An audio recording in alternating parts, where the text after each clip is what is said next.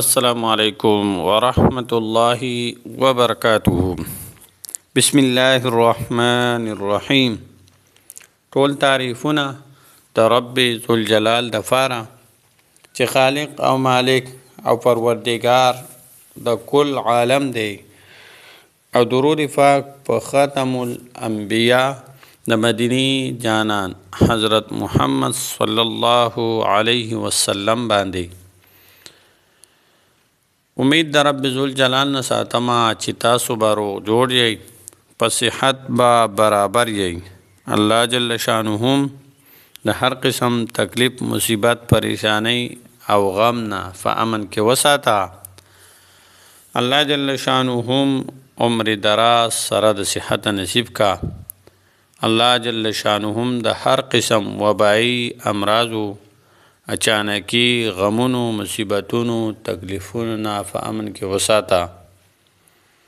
عزتمندو خویندو، میندو، ورونو، بیګانو، مشرانو، کشرانو، همزولو، نن ما ستاسو د پاره ډیره مجربه او ډیره با کمال او اسانه وظیفه راوړې ده. دا وظیفه د څه دپاره ده؟ دا وظیفه د چا څه ضرورت وي یا څه حاجت وي او نه پوره کیږي، مشکل وي، یعنی ګران وي، ډېر زیات نه پوره کیږي، رکاوټونه پکې راځي،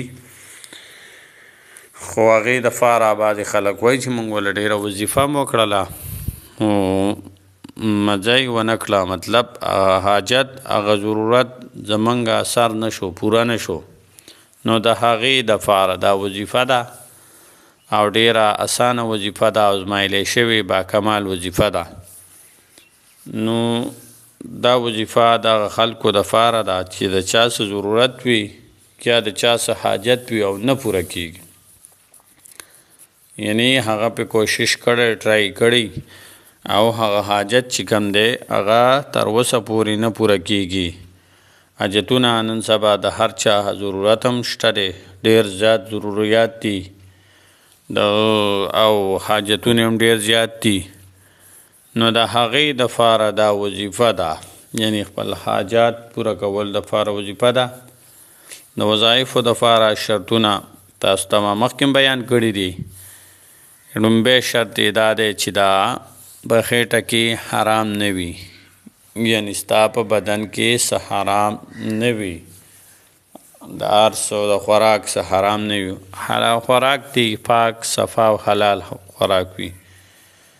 دویمه دا چې د 5 وختو د فرض منځونو پابندي ورسره لازمي ده.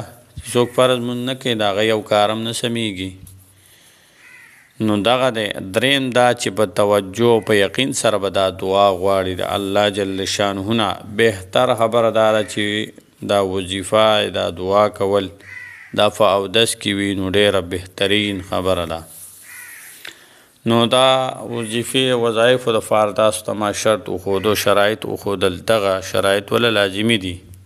چې څوک دا 3 عمله نه کوي نو هغه دی د هغه وظیفه الله جل شانه ته قبول او منظوره نه ده. نو راځو اوس د وظیفې طرف ته. وظیفه څنګه ده؟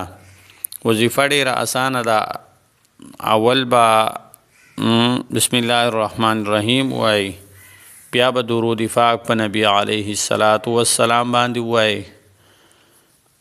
3 ځله وي، 5 ځله وي، 7 ځله وي، طاق عددونه چې څومره تاسو ته اسانه ممکنه وي هغه وای. کوم درود پاک تاسو له درځي هغه وای. بهترینه خبره ده د مانځه وال درود ابراهیمي دی.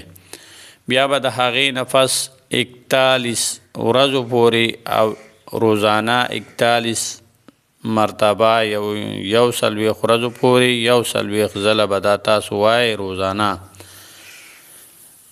یا رحمان الدنیا والآخرة ویا رحیمهما، یا رحمان الدنیا والآخرة ویا رحیمهما، یا رحمان الدنیا والآخرة ویا رحیمهما.